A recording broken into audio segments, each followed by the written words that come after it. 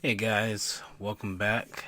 And today I'm going to be covering Black Clover episode 119 and 120, The Last Attack, and Dawn. And mostly this is just because I'm kind of running behind and on schedule with recording stuff, so I just put both of these into one. I hope this doesn't happen again, but I can't guarantee that. But wow. Going back to episode 119, The Last Attack, the episode was amazing. It might be my favorite episode. It was the most action packed, I think, for like basically the whole second half of the episode was action packed, and I loved it. Somebody was always doing some. Everybody they showed was doing something, like or was doing something. It wasn't just talking, especially in the second half of the episode. But the first half, I also liked. Um,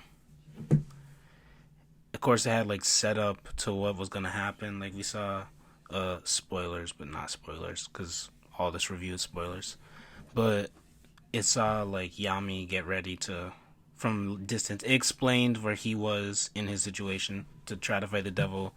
Then seeing how easily they could adapt Yuno and Asta, because also in the beginning of the episode, I almost forgot. They almost had no way of like truly attacking the devil still because Lit had just tried with his ultimate sword technique. So, or one of his ultimate sword techniques. I think he had a lot more stuff to put out there. To be honest, and I wanted to see what Lit would have done if he had like all the swords, because I know like there's the sword Lit had, there's a sword, and there's the two swords Asta has. I almost feel like there's more, but who knows. But I kind of want to know what he could have done. But either way, so after that doesn't work, they realize Asta's the only one who can do it, and then like Asta totally he works on evolving because he's like, oh, maybe I can use anti magic as magic. But I think we went over that. So it was just really cool to also see like everybody adapt to the situation because they were such good fighters. And this is something I haven't seen. I've seen it, but I haven't seen a lot of it. Like this is usually what Yuno does all the time, but it's like in this situation, Asta was able to do it and actually got a new spell. It might technically it's his first spell because I don't think the swords count, but yeah, technically it's his first actual spell, which is cool. And you know, got he made like a sword out of how they explain it, like the threads of magic that worked on the devil's magic from the first Wizard King and Lit, and he made a sword that could fight the devil's magic with that. I Why would that come to your head? But that's amazing. But like, why would you think about that? Like, that's so I don't know, but it worked, so that was cool. Um, who else? And I mean, in Lit and the was first Wizard King showed why they could do what they could do. Um, and then what you call it?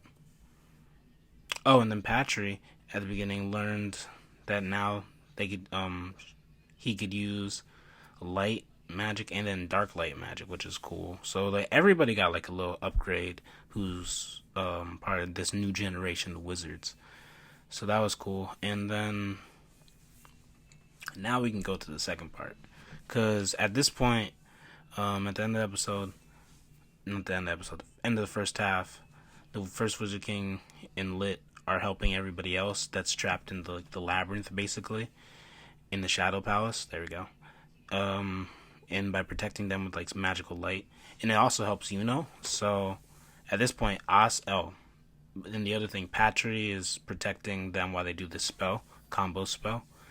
So also, is protecting So Asta and go off to fight the devil by themselves, which is cool. That's a lot of faith in those two characters from like everybody, which was I agree with, but I was really like, wow, that's a lot of faith in them because I swear any other show, it's like you're not gonna have 3, 4 people hang back while 2 people try to fight the toughest thing they've ever seen before, but it worked.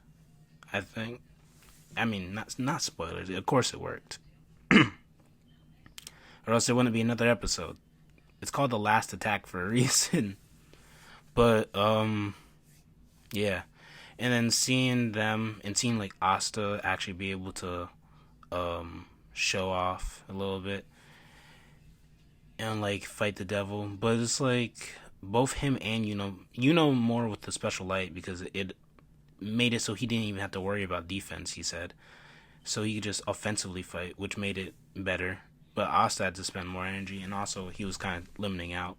But the other thing, I enjoyed watching the second half, like I said, because it was a whole bunch of fighting.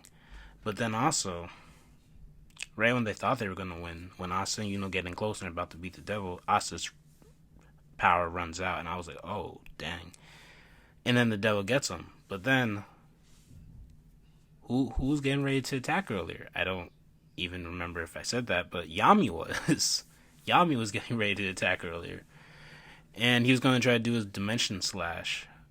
But then he did something even better. Of course, Yami had to unlock Mana Zone at the most crucial moment when he saw Asta in trouble. Of course, it was epic. And did that, what was it, like dimension slash equinox. It's dope. Went mad far. And cut the devil in half. And that kind of also told us two things. Well, the devil told us it too, but dark magic for some reason can interfere with the other dimension. And we know that Asta's magic can. So those are two magics. But also, Yami has Mana Zone now, which puts him on another level. Honestly, I say if he was the top contender, like some people were saying for Wizard King, then I feel like this puts him way closer. But honestly, it puts him more in the conversation. But I need to see what else he can do with it. It's cool though, but I need to see what else, because you also have Fuego Leon, you have all of them. You have all the nobility, really, to be honest. And Jack's kind of interesting too, because I didn't think I was going to be interested in him, but I'm interested in this type of magic that he can slice anything. But let's keep going. And then at this point, when Yami slices him, while Yuno and Asta are captured, it gives them an opportunity to get free. Yuno takes down the devil's defenses, and then Asta, Sekre, or Nero, I don't know which one I should call her right now. I'll call her Nero because that's what we're used to. But Nero uses her power to lock Asta's pain, so he could just call forth like more anti-magic. And then he calls forth like this super big sword, and then he cuts the devil in half, and it was epic. Very epic. And then now on to Dawn, episode 120. And in that episode, basically, it was just everything that happens after a big fight. Of course, they get out the Shadow Palace, and they just explain that, like, the light, obviously the light's starting to fade away. We don't know if everybody's gonna make it out, but they make it out, of course, because that would just kind of be like sad, I guess. I don't know. But everybody makes it out. Yami uses whatchamacallit, the Purple Orca, the ex-Purple Orca squad captain, magic to get out of that purple stuff. Because for some reason, when the devil was died or got killed, his magic stayed around. Because I guess there was just too much of it, but also for some reason stayed around. So the shadow power started to fall in on itself. And when this happened, basically everybody had to escape. And then, of course, as all hope is lost, somebody random comes out of nowhere and saves him with a portal. It's Valdos, or however you say his name. Who cares? But it's Valdos. I shouldn't say who cares, but it's Valdos. And everybody's saved. Then they get out of the Shadow Palace. And then, of course, we see that for some reason, all the elves are still fighting, which means that this is what I thought of at first, at least. The fact that the elves were still rampaging meant that A, where were the rest of the Black Bulls? And B, where are the other Magic Knights that gathered? Are they all just defeated? Because that would kind of be that would kind of suck. But I don't know where any of them are, and they should be right out there because the last place we saw them was outside the Shadow Palace. It's like, yeah. So I don't know. But either way, they have to defeat all these magic elves, and basically to do this, Patry sacrifices himself and gives what's his name, the Golden Dawn's captain, back his body. William, there we go. William's body back to him, and then this allows him to use his magic to create a tree, and then Lit uses his magic to connect all the elves, and then together they make a combo spell that connects all the elves together, and then Asta puts his anti-magic sword into it, stopping and curing all the magic knights that had elves inside of them, and frees all of them. So that was a quick resolution. I like it. No more fighting or worthless fighting on boring small fights.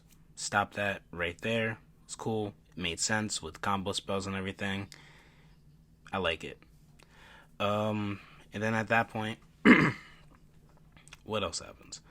Then, of course, we just see, of course, the Lit and stuff has to go and everything because he's an elf too. But Raya and Fauna and them can't go because they're connected to the bodies they're in. And then Patchy went before already, but then I forget his name, but the guy who uses zombies as his magic power, he was like, hold up, Patchy's not done paying for what he did. So then he calls Patry's body back with his soul because he can do that with somebody he's been around long enough with, apparently. And he put his soul back in Lit's body. And so Patry is around again, which is why I used the quotes earlier, but yeah.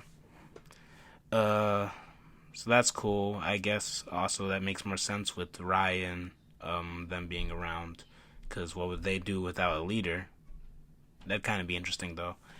And then after that, so that's Lit going off, and then he explains that, and then asks, oh, actually, I did like these two moments, because asks, he's like, oh, was your child the elf that was inside of me? And then Lit's like, me fighting with you felt like fighting with my child because of who you are in this situation. Thank you. And then Asa's like, these are your swords, you should take them. And it's like, no, they're your swords now.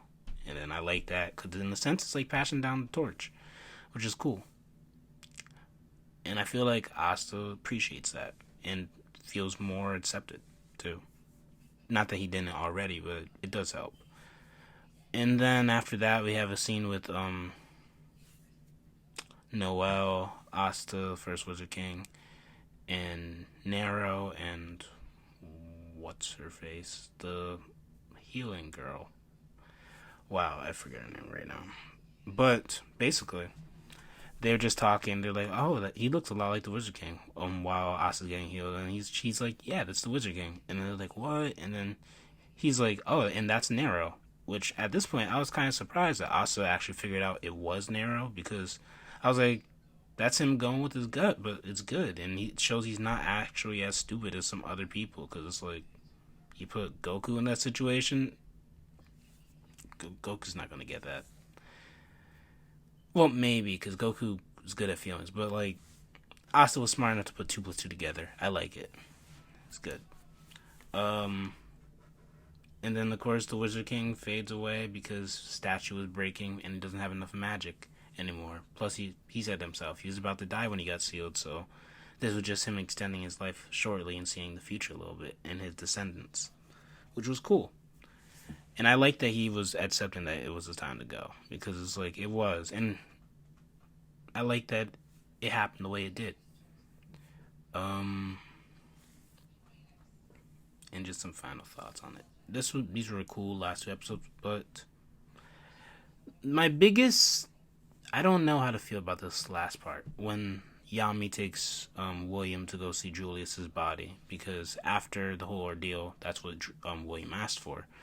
And the thing about it is, they go there and then they find this kid instead of Julius, and I think it's young Julius, but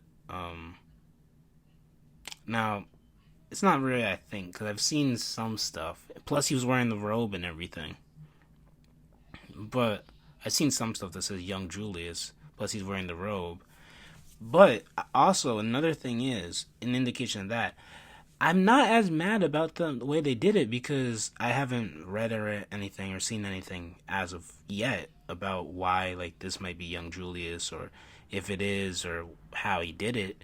But it makes sense because his whole grimoire has to do with time.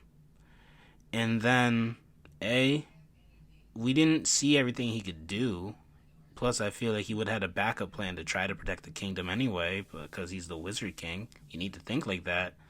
And knowing his weakness with that whole spell that he used to save everybody in the kingdom, I feel like he had to do something now in retrospect. But at the time, it seemed pretty hopeless. But now it's kind of like. And the other thing that I saw was, as soon as this young Julius appeared, he had a page on his face, almost like it was like the last spell he could use for his grimoire, or like this, his resurrection in a sense had to do with one of the pages from a book, like one of the pages from his grimoire in this case. So I'm not actually as mad if that is the case where they brought Julius back in that case, because in the previews we also see him talking to like Asta and stuff and them listening. So it seems like this might actually be the real Julius. So that's very interesting. But with that, that's the whole weird wrench with where I thought we were gonna go, because I was like, oh no, Julius is dead. They gotta find a temporary Wizard King or something, like after the third Hokage died, and they had to find like Tsunade, but they didn't have to go anywhere. They had to choose somebody in this case. I was like, who's it gonna be? But now it doesn't matter, I guess. So we'll see where we're at next episode. But thanks, guys. Thanks for tuning in. I'll see you later.